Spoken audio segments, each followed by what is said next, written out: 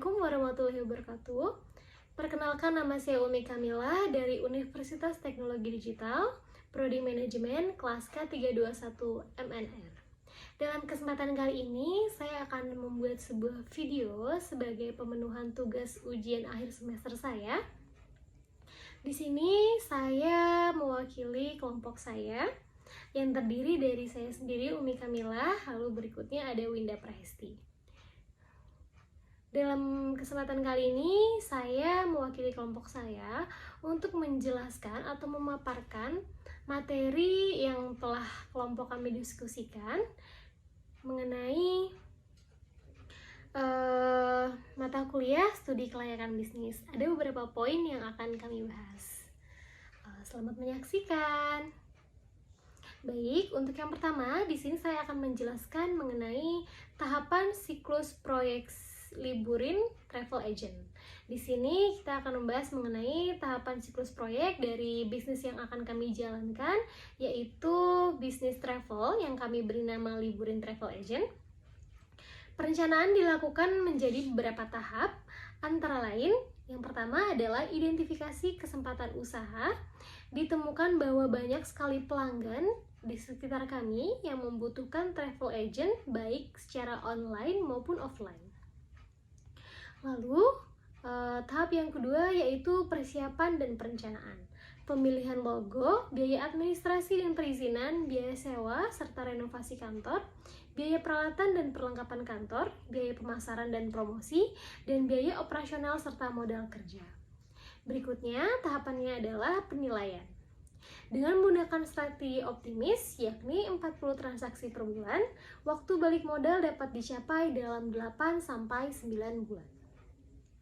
Lalu tahap berikutnya adalah tahap perencanaan, yaitu memulai operasional bisnis itu sendiri. Dan yang terakhir tahapannya adalah tahap evaluasi. Akan dilakukan evaluasi dalam 1 tahun pertama operasional dan setiap 3 bulan pada periode berikutnya. Di sini saya akan coba menjelaskan mengenai analisis break-even point atau BEP dari perusahaan yang akan kami buat. BEP adalah rumusnya biaya tetap, harga jual dikurang biaya semi variabel. Biaya tetap kami adalah Rp43.800.000. Kemudian harga jualnya berkisar antara Rp1.000.000, lalu biaya semi variabelnya Rp600.000. Dengan total penjumlahan 109,5. Artinya, travel agent kami harus bisa mendapatkan penjualan 109,5 kali untuk mendapatkan titik impas. Lalu berikutnya di sini saya akan menjelaskan mengenai analisis NPV atau Net Present Value dan IRR atau Internal Rate of Return. Pendapatan liburan travel agent tahun nominal pertama adalah Rp53.500.000 dengan modalnya. Lalu tahun pertamanya dengan total Rp57.500.000. Kemudian di tahun berikutnya atau tahun kedua yaitu Rp53 juta. Lalu di tahun ketiga Rp59 juta, serta di tahun keempat adalah Rp65 juta. Total pendapatan dari 4 tahun pertama perusahaan kami yaitu adalah Rp57.600.000. Analisis NPV atau Net Present Value dan IRR International Rate of Return. Estimasi cash flow-nya pada tahun pertama yaitu Net Cash Outflow atau NFC-nya sebesar Rp7.800.000. Lalu untuk kumulatif NFC-nya pada tahun pertama yaitu Rp14.200.000. Lalu pada tahun kedua, Net Cash Flow atau NFC pada perusahaan kami sebesar Rp7.800.000. Lalu kumulatif NFC pada tahun kedua yaitu Rp6.400.000. Lalu berikutnya pada tahun ketiga, Net Cash Outflow atau NFC-nya sebesar Rp7.800.000. Kemudian kumulatif NFC-nya sebesar Rp1.400.000. Lalu pada tahun keempat, Net Cash Flow-nya atau NFC-nya sebesar Rp7.800.000. Dan kumulatif NFC-nya sebesar Rp9.200.000. Lalu pada tahun kelima, Net cash flow atau NFC-nya sebesar Rp7.800.000 dan kumulatif NFC-nya sebesar Rp17 juta. Net present value atau NPV dari tabel 3 atau tabel yang tadi sudah kita bacakan dapat diketahui nilai investasi awal yang diperlukan adalah sebesar Rp22 juta pada periode 0 dan cash flow positifnya sebesar Rp7.800.000 per tahun terjadi dari periode tahun pertama hingga tahun kelima.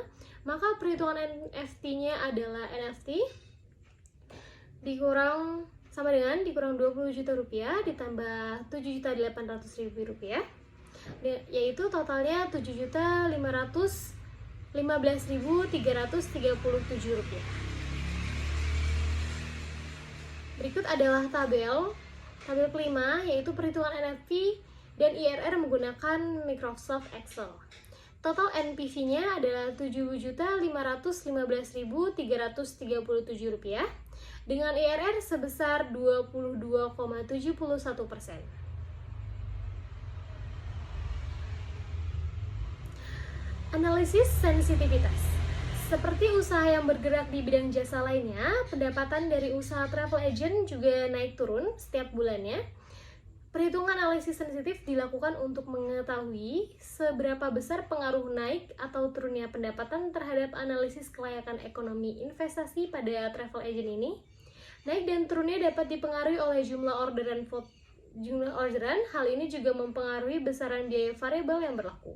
Pada tabel 6 dan 7 dan 8 disajikan cash flow dengan nilai NPV, IRR, ROI, dan PP ketika pendapatan mengalami kenaikan 3% hingga 20% dan penurunan 1 hingga 4%. Berikut adalah tabel 6 yang tadi saya sudah sampaikan. Dengan estimasi cash flow kenaikan pendapatan sebesar 20%.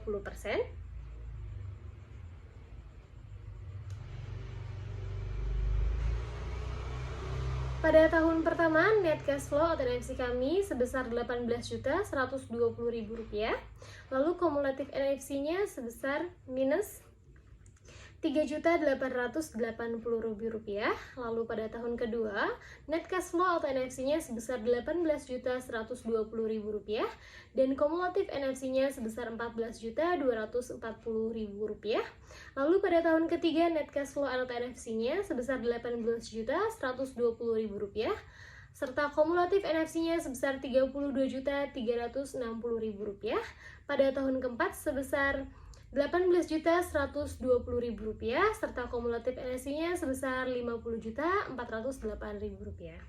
Kemudian pada tahun terakhir atau tahun kelima, net cash flow atau NFC pada perusahaan ini sebesar Rp18.120.000 serta kumulatif NFC-nya sebesar Rp68.600.000. Analisis sensitivitas ini adalah tabel ke-7. Dan di sini juga ada tabel 8. Tabel 7 berisi estimasi cash flow ketika terjadi kenaikan pendapatan. Lalu tabel ke-8 di sini disajikan data estimasi cash flow bila terjadi penurunan pendapatan. Pada tabel ke-7 ada kenaikan berupa atau sebesar 3%, serta ada kenaikan 5%, 6%, dan 7%. Pada kenaikan penghasilan 3%, NPV yang didapat adalah Rp13.436.275, serta IRR-nya sebesar 31,81% dan ROI-nya sebesar 61,7% dan PP-nya sebesar 2,35%. Lalu dengan kenaikan pendapatan sebesar 5%, NPV yang didapat sebesar Rp17.348.367, IRR-nya sebesar 37,63% dan ROI-nya sebesar 78,86% dan PP-nya sebesar 2,12%. Lalu dengan kenaikan atau estimasi kenaikan sebesar 6%, NPV yang didapat sebesar Rp19.304.413.000 dengan IRR sebesar 40,47%,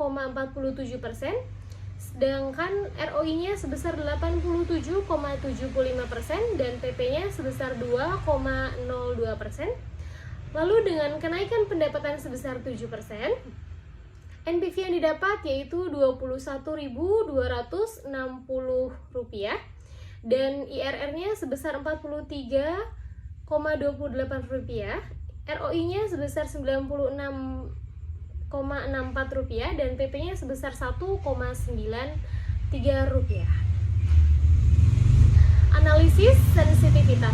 Ditinjau dari hasil perhitungan analisis sensitivitas, dapat dilihat bahwa tingkat kelayakan pengembangan liburan travel agent ini sangatlah sensitif terhadap penurunan pendapatan.